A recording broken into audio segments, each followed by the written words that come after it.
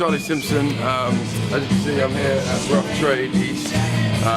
Basically going to be taking you through some of the records that have kind of influenced me over the years, and also have influenced my solo record, Young Pilgrim, I'm just about to release.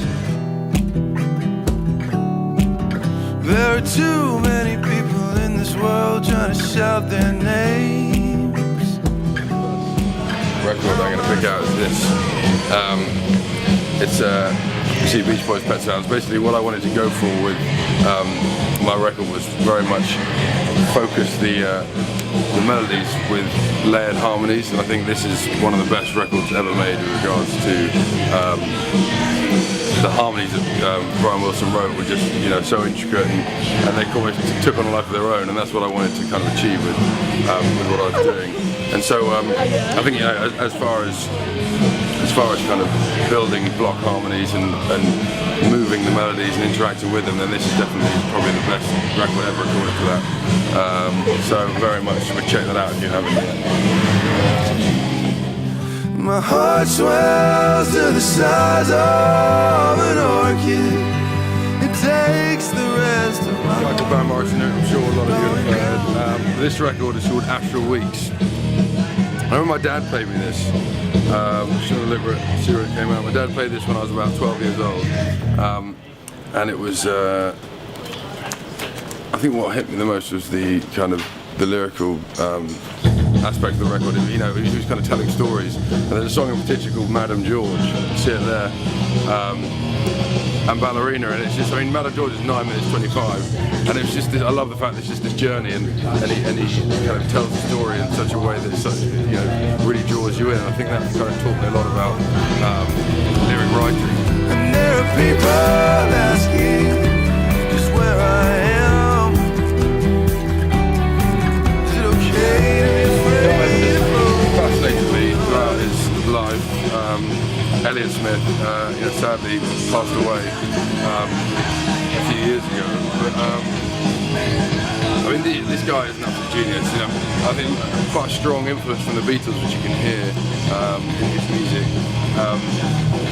But just the way, you know, he's just a great songwriter. And I think there's just throughout the records he made, I think my favourite album is probably Either Or, which isn't this one. This is XO, which came afterwards.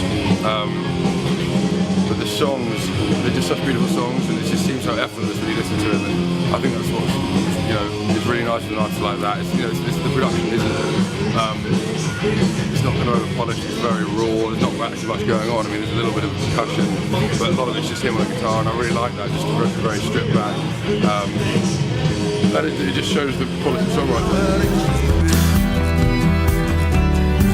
The nights are so long without you, and the days This is his last album, but his first album was a record called Music for the Morning After. And I thought it was awesome because he basically recorded, pretty much I think recorded the whole instrumentation for the record himself. And that blew me away, man. When I heard the record, it's such a well-crafted record.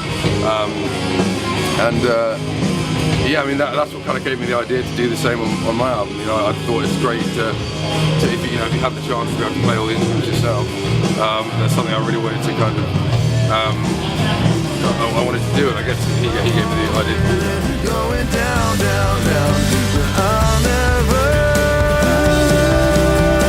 go back.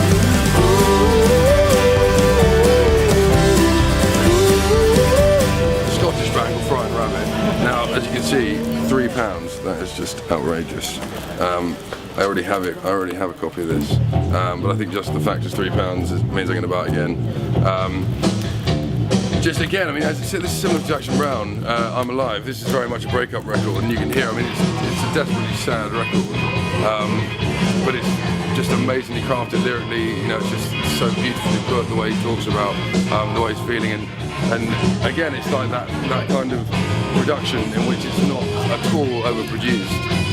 It has a very raw sense, you know, an earthy nature to it, and I think that's so important with records like this, because I think when you kind of go overboard with the production, it kind of takes the soul out of it a bit, and so it's almost like keeping little imperfections. And I think if you're recording it kind of hear the scuffs of the fretboard and anything that might have gone wrong, or you hear a door closing in the studio. I think stuff like that is really important to keep in, to keep the album, one, sounding different to everything else, and two, give it its own identity, and you know, this record has that in place.